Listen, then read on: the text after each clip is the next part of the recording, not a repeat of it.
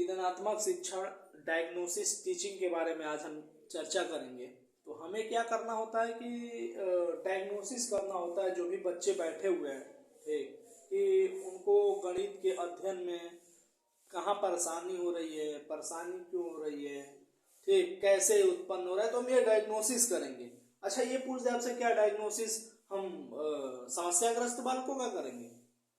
तो हम जो डायग्नोसिस कर रहे हैं, ठीक, वो सबका करते हैं, सामान्य से लेकर के हम समस्याग्रस्त बालक सबका डायग्नोसिस करते हैं।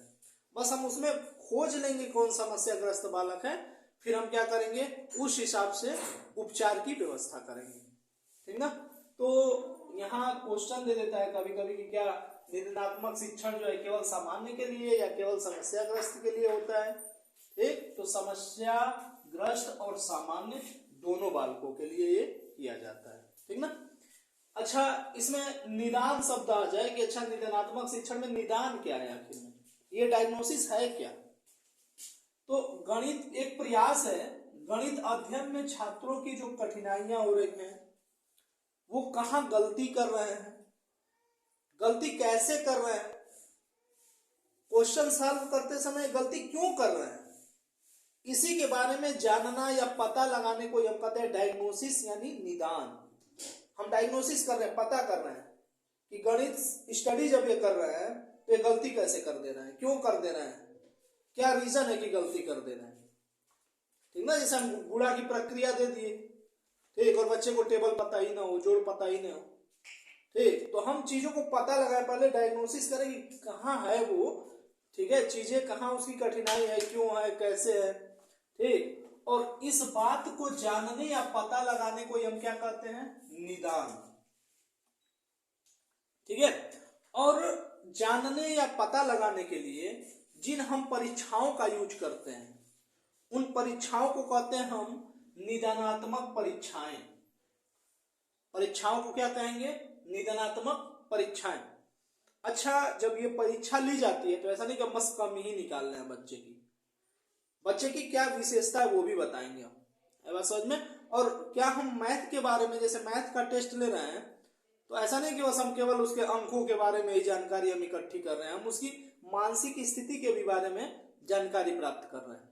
यानी हम केवल एक क्षेत्र की उसकी विशेषता या कमी नहीं निकालना है, हम उससे रिलेटेड बहुत सारी चीजें हैं, उसका मानसिक विकास हुआ कि नहीं, बौद्धिक विकास हुआ कि नहीं, तो बहुत सारी क्षेत्रों की विशेषताओं को हम पकड़ेंगे, है समझ में। तो जब हम निदानात्मक परीक्षण करते हैं तो केवल एक क्षेत्र में ही नहीं, ठीक, एक से अधिक क्षेत्रों की विशेषताओं और कमियों को हम निचोड़ते हैं, है बात समझ में।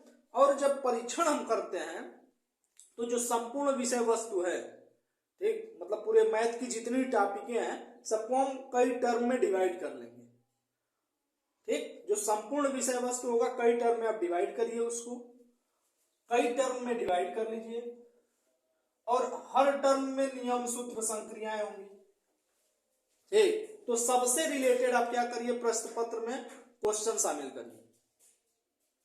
प्रश्न पत्र में जो क्वेश्चन होंगे वो सबसे होंगे, और प्रश्न पत्रों का क्रम क्या होगा, तो ऐसे क्रमित रूप से प्रश्नों को रखिए, ठीक, वो सीखने के क्रम में आप रखिए चीजों को, अधिगम के क्रम में ही प्रश्नों का क्रम होना चाहिए, ये ध्यान रखना है। यानी प्रश्नों को कैसे हम शामिल करेंगे, अधिगम क्रम में शामिल करेंगे, है ना। उसको लगे कि बच्चा सीख रहा है या हम सिखाने की प्रक्रिया में क्वेश्चन को शामिल कर रहे हैं, तो हमें शुरू से लेके सरल से लेके हम जटिलता की तरफ पहुंच जाएंगे, ठीक ना। तो ये बातें ध्यान रखनी है हमें, और कमजोरियां हम ढूंढ पाएंगे। तो हम क्या कर रहे हैं कि केवल विषय वस्तु का ही उसके नहीं विश्लेषण कर रहे हैं, हम उसके मानसिक स्थिति का भी विश्लेषण कर रहे हैं, ठीक ना। तो जब भी निदानात्मक परीक्षण किया जाता है या परीक्षा लिया जाता है तो केवल हम एक वस्तु पे नहीं फोकस करना है, ठीक, हम उसके मानसिक बौद्धिक स्तर की भी क्या कर रहे हैं, जांच कर रहे हैं, उसका भी विश्लेषण कर रहे हैं, ठीक है। चलिए, ये ध्यान रखेंगे। इसके बाद देखिएगा, एक गुड का कथन है, उन्होंने निदान के बारे में क्या कहा है कि अधिगम संबंधी कठिनाइयों और कमियों के स्वरूप का निर्धारण करना ही क्या है, निदान है, ये याद रखेंगे आप। अधिगम माने सीखने से संबंधी जो कठिनाइयां हैं और कमियों के जो स्वरूप का निर्धारण करना है क्या है, निदान, मतलब खोज के निकालना। अधिगम संबंधी कठिनाइयों और कमियों के स्वरूप का निर्धारण करना क्या है, निदान है बस समझ में। और उसको कमी को अब आप सॉल्व कर रहे हैं तो वो चीज उपचार में आ जाएगा, ठीक ना। कमी ढूंढ रहा है तो वो निदान है, डायग्नोसिस कर रहा है, ठीक ना। ये गुड का कथन है, ये यहां से याद रखेंगे। अच्छा, नैदानिक परीक्षण का उद्देश्य क्या है, ठीक ना।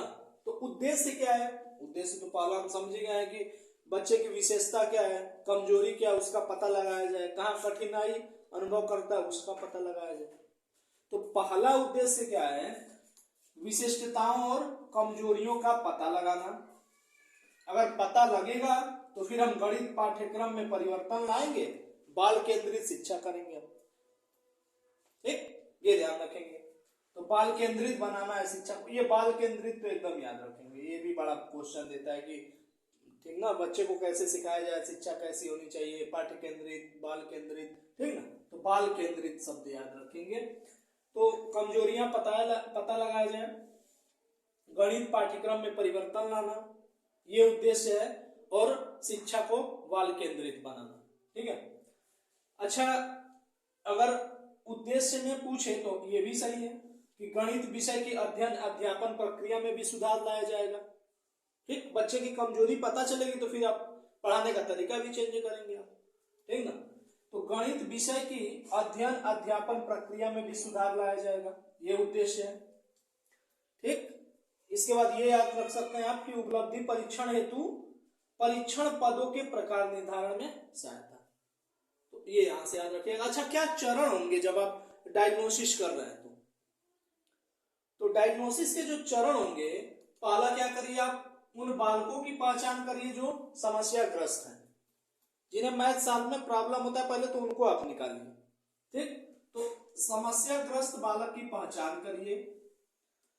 फिर ये देखिए कि बालक जहां गलती करे वह क्षेत्र कौन सा है। बालक जब क्वेश्चन सॉल्व कर रहा है तो गलती कहां कर रहा है वो आप देखिए उस बात को, और पता लगाइए कि त्रुटि का कारण क्या है, ठीक ना। तो उस कारण को पता लगाएंगे, फिर हम क्या करेंगे, उपचार करेंगे, ठीक। मतलब निदान के बाद उपचार वाला प्रोसेस आता है। पहले आप डायग्नोसिस करिए फिर उपचार करिए। क्या, समस्याग्रस्त बालक की पहचान करिए, कौन है, कहाँ गलती कर रहा है, गलती करने का कारण क्या है, ठीक। और कारण पता लगे तो उपचार करिए। अगर आपके उपचार के बाद भी नहीं समाप्त होता है उसकी कठिनाई, ठीक, तो क्या करेंगे, तो जो उसके रिजल्ट आ रहे हैं सॉल्व करने के बाद, उन परिणामों को आप ध्यान में रखते हुए आप ऐसा कुछ प्रयास करिए, ऐसा कुछ करें ताकि उसकी समस्या उत्पन्न न हो, ठीक। आप उपचार कर रहे हैं फिर भी उसकी गलती सुधार में नहीं आ रही है तो आप अपने तरीके से, ठीक ना, प्रक्रियाओं को करिए, चीजों को समझाइए, ठीक, या जो मेथड आपको लगे उस तरीके से बताइए ताकि उसकी समस्या का समाधान हो सके। तो ये यहां से याद रखेंगे। त्रुटि का कारण पता करना, तो ये तो जटिल प्रक्रिया है, ठीक। तो ये जटिल प्रक्रिया है, त्रुटि का कारण का पता लगाना। शिक्षक का जो तर्क होता है वो बड़ा सहायक करता है, ठीक। तो ये याद रखेंगे। उपचार में शिक्षक का जो तर्क होगा ये भी बड़ा सहायता प्रदान करेगा, ठीक ना। तो ये यहाँ से चरण में याद रखेंगे।